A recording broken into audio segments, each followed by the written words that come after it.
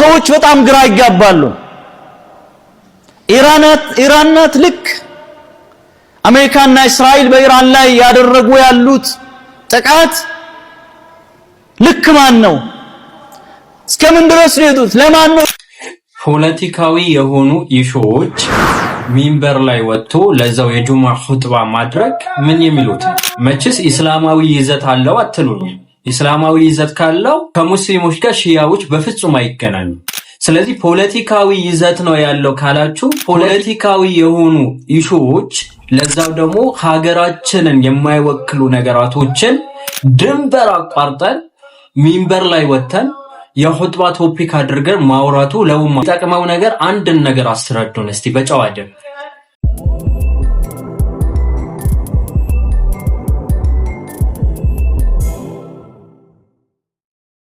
ውድና የተከበራችሁ የቻናላችን ተከታታዮች አሰላሙ አለይኩም ወራህመቱላሂ ወበረካቱ። ዛሬም የጌታችን የአላህ መልካም ፍቃድ ሆኖ ለእናንተ አስተማሪና ቁም ነገር አዘል የሆኑ ቪዲዮዎችን ይዤላችሁ ብቅ ብያለሁ። እስከ ቪዲዮአችን ፍጻሜ ድረስ አብራችሁን ሆኖ ይህን ቪዲዮ እስከ መጨረሻ ሳታዳምጡ ኢሞሽናል ሆናችሁ ዝም ብላችሁ እንዳትሳደቡ፣ ሚዛናዊ ሆናችሁ ሙሉ ከሰማችሁት በኋላ ከዛ በኋላ ምላሽን እንዲሁም ትችትም ማቅረብ ትችላላችሁ። ይሄን ቪዲዮ ሰርታችሁ ኮሜንት ላይ እኛን ደግሞ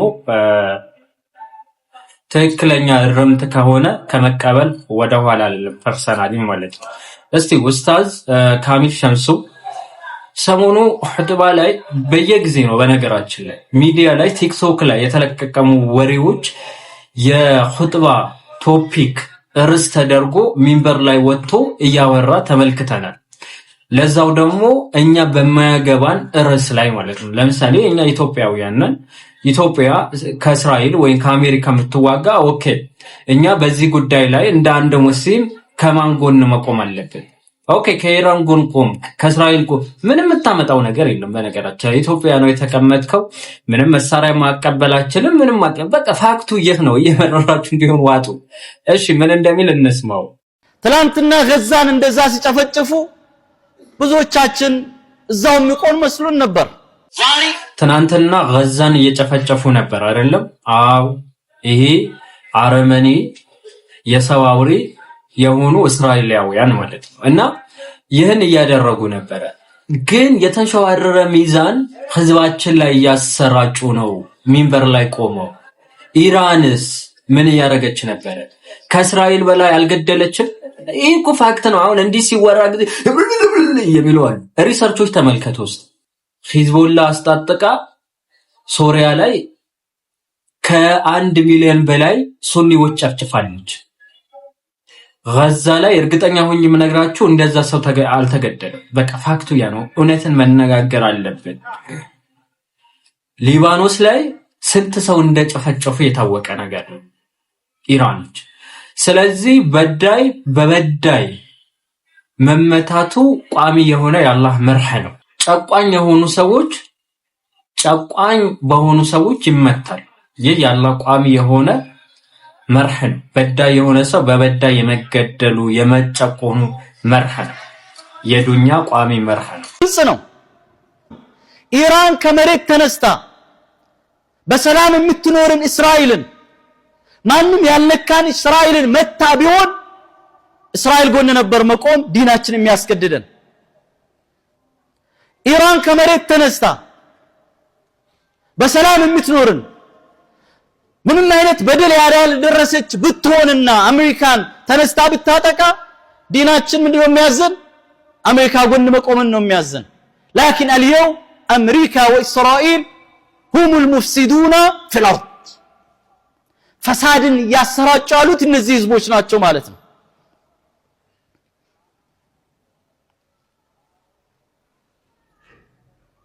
ይህ ጦርነት የአምባገነኖች የኢምፔሪያሊስቶች ጦርነት ነው። ዓለምን በሙሉ በእጃቸው አስገብቶ ለነሱ እንደ አህያ የሚሰራ የሚታዘዝ ካልሆነ በስተቀር ሌላውን በሙሉ የማጥፋት ጦርነት ነው።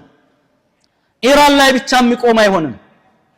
ትላንትና ገዛን እንደዛ ሲጨፈጭፉ ብዙዎቻችን እዛው የሚቆም መስሎን ነበር።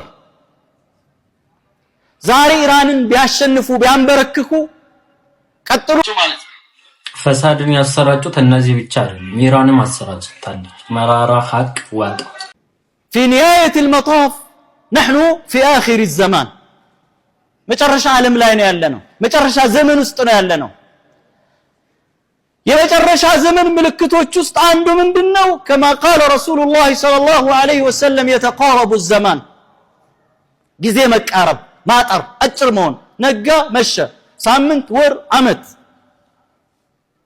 ከዛ ቀጥሎስ ويرفع العلم የውቀት መነሳት ዓሊሞች ያለቁ ይዳሉ ጃሂሎች ናቸው እንግዲህ ሁጥባ ላይ ስለ ኢምፓየር ስለ ፖለቲካ ማውራት ምን የሚሉት ነው ለዛው ደግሞ የሀገራችን ጉዳይ ያልሆነ ነገር እንዴ ኦኬ የሀገራችን ጉዳይ ከሆነ እንዲ ነው ብለ ታስቀምጣለህ ከዛ ውጪ እኔ ምን አገባኝ እንዴ ይመለከተኛል እንዴ ከሀገር ውጪ ተበዳይ ከሆነ አላህ ይርዳቸው ላለው ዱዓ አረጋለሁ ከዛ ውጪ ማለት ነው ሁጥባ ሚንበር ላይ ማይክ ይዤ አለፈልፍም ለፈለፍኩኝ ምን አመጣለሁ እንዴ ጥቅም የሌለው ወሬ አለ እንዴ ጥቅም የሌለው የሆነ ነገር ስንናገረው እኮ ያን ነገር ከጀርባ ባክግራውንዱ ጥቅም አለው ወይ የሚለው ነገር እኮ መገንዘብ አለበት ጥቅም በሌለው ነገር አወራ እሺ ምንድነው እዚህ ላይ እርግጠኛ ነኝ ቤተል መስጂድ ላይ ተቋም መስጂድ ነው አይደለ በርካታ ሰዎች ይገኛሉ ቢያንስ 2000-3000 ሰው ቢገኝ ከዚህ ሁጥባ ምን ተምሮ ነው የሚሄድ ከተበዳይ ጎን መቆም እንዳለበት ከሆነ እኮ በጠቅላላ ማስተማር አይቻልም ዲናችን ከተበዳይ ጎን መቆም አለ ግን ፖለቲካዊ ሆኖ ኢራንም እንዲህ ታረጋለች እነሱም እንዲህ ያረጋሉ ፓወራቸው ለማሳየት ነው እንዲህ ምን አገባን ስለ ፖለቲካ አገባን ባል ምን አገባን ምን ይጠቅማል ምንም እኔ ስለ ፖለቲካ ተወቋ አይደለም ብታቁ ፐርሰናሊ እኔ ጥሩ ነው ብዬ አምናለሁ ግን ፖለቲካዊ የሆኑ ኢሹዎች ዲናዊ ለማምሰል ደግሞ መሞከር ይሄ ዙልም ነው ወላሂ ይሁንማ ማታለን ምናምን ነገር ይደብራል ሰዎች በጣም ግራ ይጋባሉ ኢራናት ልክ አሜሪካና እስራኤል በኢራን ላይ ያደረጉ ያሉት ጥቃት ልክ ማን ነው እስከምን ድረስ ነው ለማን ነው ዱዓ የምናደርገው አላህ እንድነስረው ለማን ነው ዱዓ የምናደርገው ማን ነው የምንደግፈው ብሎ ይጠይቃሉ ለዚህም ዲናችን መርህ አለው ካለማወቅ ነው እንጂ ዲናችን መርህ አለው ዲን الاسلام መርሁ ምንድነው ሁሉ ጊዜ ከተበዳይ ጎን ቆመ ዙልምን መከላከል ነው እስላም መርሁ ማለት ነው الله سبحانه وتعالى لا يحب الظالمين ظالموችን በዳዮችን አላህ አይወድም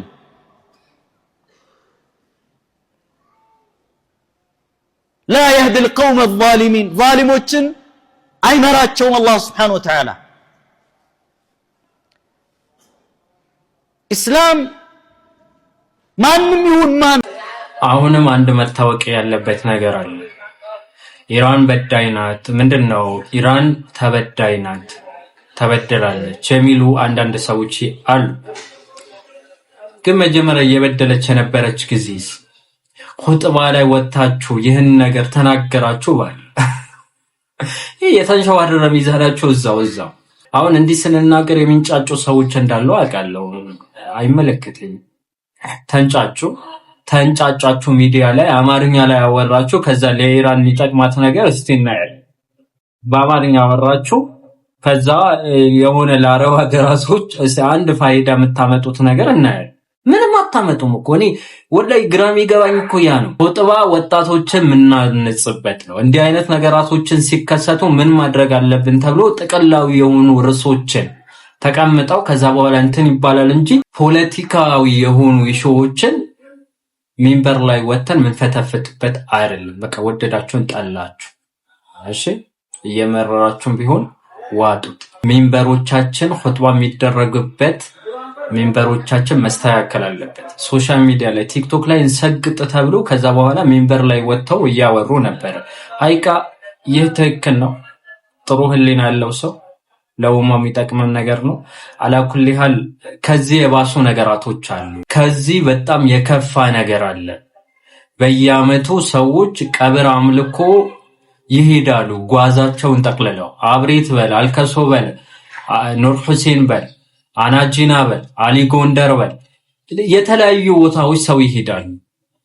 ሰው ከኢራንና ከአሜሪካን ከእስራኤል ውጊያ በላይ ሊፈራ የሚገባ ዱንያውም አኺራውን የሚያወድምበት በተለይ ደግሞ ዘላለማዊ የሆነ ህይወታችንን የሚያሳጣን ሽርክ እየተፈጸመ ይህን ነገር ቶፒክ ተደርጎ አይወራ ሚንበር ላይ ኹጥባ ላይ ማለት ምክንያቱም ምን ሲባል ሙስሊሞች ይከፋፈላል በግ ሙስሊሞች የሚከፋፈለው ስለ ተውሂድ ማስተማር ነው። አዎ ተውሂድ በነገራችን ላይ ውሸት የውሸት አንድነት ካለ ተውሂድ የመጣ ግን ድምጥ ማጦ ይጣል። ሰው አብሬት ሄዶ የሞተን አካል መቃብሩን ይታሻል፣ የመቃብርን አፈር በጥብጦ ይጠጣል ለመድኃኒትነት። ይህን እያደረገ ዝም ይባላል። ኹጥባ ላይ በግልጽ ሲያወሩ አንመለከትም። ፖለቲካዊ የሆኑ ኢሹዎች ግን ኹጥባ ላይ ማይክሮፎን ይዘው እንደፈለጉ ያወራል። ግን መቀደም የነበረበት የትኛው ነበር ማለት ነብዩ አለይሂ ሰላቱ ወሰለም ዳዋ ሲያደርጉ ጊዜ እኮ በጣም በርካታ ፖለቲካዊ ኢሹዎች ነበር አይደለም? ጎሳዎች ላይ እርስ በርስ መበዳደል፣ አለመስማማት በርካታ ነገራቶች ነበሩ፣ ፖለቲካዊ ይዘት ያላቸው ነገራቶች ማለት ነው። ግን ለ13 ዓመት ጥሪያቸው አንድ ነበረ። እነዚህ ጉዳዮች ራሱ ወደ ኋላ ጥለው ምን ተውሂድን አስተማሩ። ተውሂድ ስታስተምርስ ፖለቲካዊ የሆኑ ኢሹዎች በተውሂድ መነጽር ማየት ትጀምራለህ። ገባ? ተውሂድን የገነባ ተውሂድን ያወቀ ዓለም ላይ እየተፈጠሩ ያሉ ነገራቶችን በደንብ ማወቅ ይችላል። አንተ ፖለቲካ አብራራለት አላብራራለትም በደንብ ያውቃል። ምክንያቱም መመዘኛው መለኮታዊ የሆነ ቅዱስ ቃል ቁርአን ስለሆነ ማለት ነው። ፖለቲካዊ የሆኑ ኢሹዎችን እንዴት መፍታት እንዳለብን ሐዲሳዊ ቁርአናዊ መፍትሄዎች አሉ። ቁርአንና ሐዲስ ላይ የተቀመጡ እውነታዎች ናቸው። ሰዎች የቀብርን አፈር በጥጣው እየጠጡ ነው ከአዲስ አበባ ሄደው። እስቲ ይህን ያላሳሰበው ሰው የሀገሩ ጉዳይ ያልሆነ ስለ ኢራንና ስለ እስራኤል ያሳስበው አይገባም። አዎ ያሳስበናል እኮ ዓለም በአጠቃላይ ሰላም ትሆን ብለን ድዋ እናደርጋለን። ምክንያቱም ሰላም ከሌለ ተውሂድን መስበክ አንችልም። ሰላም ከሌለ ሰላታችንን መስገድ አንችልም። ሰላም ከሌለ ኢባዳ የምናረግበት ጉልበትን ፓወር የምናገኝበትን ምግብን ራሱ እናጣለን። የኢኮኖሚ ክራይስ ላይ ስለምንገባ ማለት ነው። እና ይህን ነገር ደግሞ ለማግኘት ምንድነው የሚያስፈልገው? ድዋ ነው የሚያስፈልገው። ዓለም በአጠቃላይ አላህ ሰላሙ እንዲሰጣት ማለት ነው። የሰላም ማጣት ትልቁ ምክንያት ሙስሊሞች እንዲህ የመጨቆናቸው ትልቁ ነገር ምንድነው? ተውሂድና ሱና ጥለው ዘመናዊነትን በእነሱ አባባል ስልጡን ነን ብለው ያሰቡ ጊዜ ነው። ተውሂድን የተዉ ጊዜ ነው የውድቀታቸው መጨረሻ የሚሆን። ታዲያ ኑር ሁሴን ሄዶ ሰው ኑር ሁሴን ይሰማሉ፣ ድረሱ ልጅ ይሰጣሉ። የጨነቀው በአጠቃላይ ልክ አይናችንን እንዲህ እንደምናረገበግበው በዛ ሰከንድ ዱዓችንን ይሰማሉ ተብለው በአሱና ቲቪ ላይ ለዛው ትልቅ ቲቪ ተብሎ እየተላለፈ እናንተ ግን ስለዚህ ጉዳይ ምንም ጭጭ ዝም። ግን የሚያሳስበን የነበረው ምን ነበር? እውነትን ይህ ነበር። ወደዳችሁን ጣላችሁ አላኩል ይሃል ከስሜት ቀንበርነት ሰዎችን ከመከተል ወጣችሁ ነጋራቶችን ለማመዛዘን ሞክሩ። ለምን ስለ ሽርክ አያወሩም? እንዲህ ፖለቲካዊ ይዘቶች እንዲህ የሚፈተፍቱ ከሆነ ለምንድነው ስለ ሽርክ ማያወሩ? ለምን ድፍረት ሞላቸው በወኔያቸው እንዲህ እንደሚያወሩ? እባካችሁ ይህን ወኔያችሁ ሽርክ የሚፈጽሙ ሰዎች ላይ ራሱ ተጠቀሙ። ከኒውክሌር መሳሪያ በላይ ሽርክ የሰው ልጅ ያወድመዋል። ኒውክሌር መሳሪያ ምናልባት እዚች ምድር ላይ ዱንያ ላይ ያላችሁ ቆይታ ነው ሊያሳጣችሁ የሚችለው። ዘላለማዊ ህይወታችሁ ሊያሳጣችሁ አይችልም። በተውሂድ ላይ ከሞታችሁ ዘላለማዊ የሆነ ህይወትን የሚያሳጣን ነገር ሰዎችን እየሰሩ አስቡ። ዘላለማዊ የሆኑ አሁን ላይ ሰው እየተጨፈጨፈ ነው።